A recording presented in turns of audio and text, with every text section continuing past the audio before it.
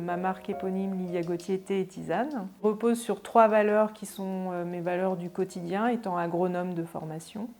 La première valeur, c'est la naturalité, des créations exclusivement naturelles, c'est-à-dire sans aromatisation, que des mélanges de thé et de plantes. La deuxième valeur, c'est la proximité avec les producteurs. Donc, je travaille dans le thé depuis 1995 et je suis allée visiter les producteurs qui sont maintenant de véritables partenaires de la marque, donc du sourcing direct. Et la troisième valeur, c'est la dimension gastronomique. Nos thés et tisanes sont présents sur des tables d'étoilés Michelin, dans des hôtels de luxe, des palaces. Ce sont des créations artisanales qui sont faites dans notre atelier, donc à base de thé et de plantes.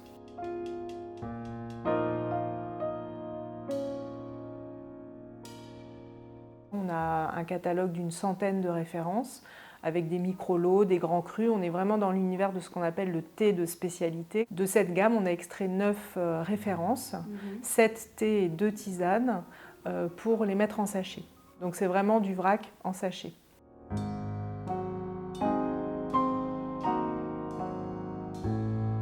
Dans la gamme, on va retrouver des grands classiques du marché international que toutes les maisons de thé proposent, à savoir le jasmin blanc, un thé au jasmin revisité avec du thé blanc du Népal, un thé vert nature, le kukicha, un thé noir nature que j'ai appelé All Day Tea, un thé vert à la menthe qui s'appelle Morocco Spirit, un Earl Grey que j'ai appelé Comte Grey, une tisane Tea Relax donc, qui mêle 3 plantes parmi les plus demandées, tilleul, verveine et camomille. Ensuite, on a des thés et des tisanes plus signature, exclusives. Le Tea Revive, donc, qui est un thé vert du Japon que j'ai mélangé avec de la citronnelle et du gingembre. Le thé noir Indian Mood, qui est entre un thé de Noël et un masala chai. Et enfin, la tisane Granocha, qui est une tisane 100% française, où j'ai mixé 2 graines du sarrasin et de l'orge breton, bio. Les 9 références sont construites sur le thème du parcours des couleurs de thé. Là, c'est le thé blanc. Là, on a le thé vert, la tisane et puis les thés noirs. On va du plus léger au plus puissant.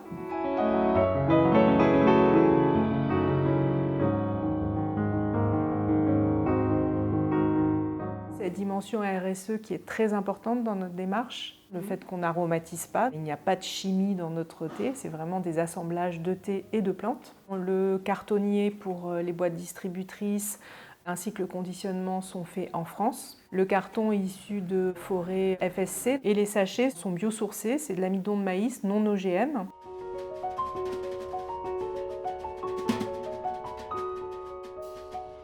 Je vous propose des touches à sentir qui sont des verres à pied où il y a un petit peu de matière que vous allez pouvoir sentir, de la matière sèche. Et puis ensuite, on va déguster avec les mugs transparents. Ça permet de voir vraiment la couleur comme le vin, en fait, de voir la couleur de chaque liqueur de thé.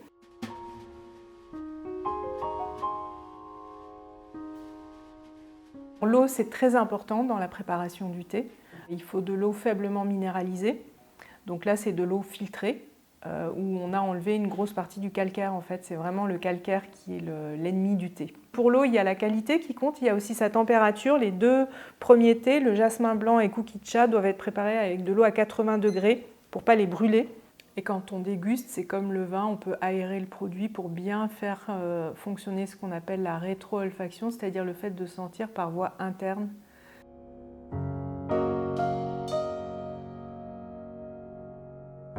Dans la gamme sachet, on a 3 couleurs de thé, le thé blanc, le thé vert et le thé noir. Les couleurs viennent du fait que la feuille s'oxyde plus ou moins. À l'automne, on a les feuilles qui changent de couleur et en fait, c'est une oxydation de la feuille. Pour le thé, le producteur joue sur l'oxydation. Soit il la stoppe pour qu'on ait vraiment la fraîcheur de la feuille verte, on va la cuire à haute température pour empêcher cette oxydation. C'est le cas du thé vert. Soit on va laisser la nature travailler toute seule et il va y avoir une légère oxydation, c'est le cas du thé blanc. Ou bien au contraire, on va pousser l'oxydation à son maximum pour que la feuille noircisse complètement, et c'est le cas du thé noir. C'est-à-dire qu'avec le même thé, on peut obtenir ces 3 couleurs, suivant la manière dont on travaille la feuille, une fois qu'on l'a récoltée. Donc dans cette partie-là de l'éventail, on est plus, si on fait un parallèle avec le vin, dans l'univers du vin blanc. Et ensuite, dans cette partie-là de l'éventail, on va plus aller dans l'univers du vin rouge, avec des tanins qui sont beaucoup plus présents. Et ça, c'est intéressant parce qu'on va utiliser aussi ce parallèle pour faire des accords TME, pour travailler sur la sommellerie du thé.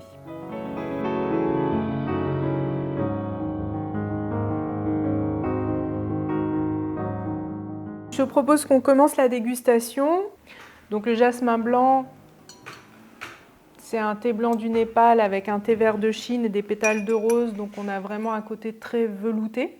Kukicha, donc c'est notre thé d'origine qui vient du Japon, la préfecture de Kagoshima, d'une coopérative de producteurs. Il a vraiment la spécificité des thés verts du Japon, c'est-à-dire un côté végétal vert et marin iodé. Ensuite, on continue avec Tea Revive. C'est un thé vert du Japon avec de la citronnelle et du gingembre.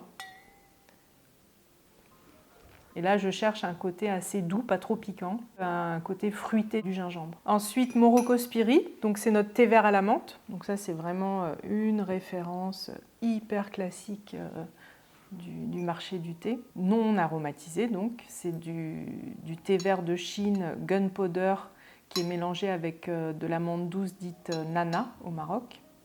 On continue avec la tisane Tea Relax, une tisane à base de tilleul, verveine et camomille qui sont parmi les 3 plantes les plus demandées quand on veut une tisane en fin de repas. On va continuer avec la fameuse tisane française à base de graines, sarrasin et orge de Bretagne, donc granocha. C'est une tisane qui est assez facile à accommoder à plein de plats, salés comme sucrés. C'est une super alternative pour les restaurateurs qui veulent une boisson à proposer sans alcool. On va terminer sur des thés qui ont beaucoup plus de charpente, ce sont des thés noirs, mais un très beau thé de Ceylan. Il est riche en bourgeons, on le voit, hein, la feuille, tout ce qui est un peu argenté, ce sont des bourgeons en fait. Le fait qu'il y ait des bourgeons va l'aérer, va lui donner un côté un peu zesté, naturel. Il peut être accompagné d'un nuage de lait. On va continuer avec Indian Mood, donc le fameux thé aux épices issu de la médecine ayurvédique et avec un peu d'écorce d'agrumes. Et puis on termine sur le fameux Earl Grey. L'origine, c'est un lord anglais qui s'appelait Earl Grey, qui a eu l'idée de mélanger du thé avec de la bergamote. Et c'est devenu une référence incontournable du marché international. Et Earl en anglais, c'est le comte, donc c'est pour ça que je l'ai appelé comte Grey.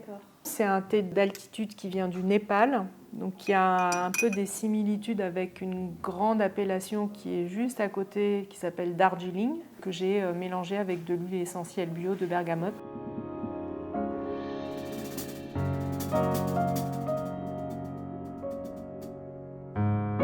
À part la tisane Tea Relax que je trouve vraiment bonne, surtout chaude, les 8 autres références peuvent être préparées froid et servies froid aussi. À froid, on a une préparation un peu différente.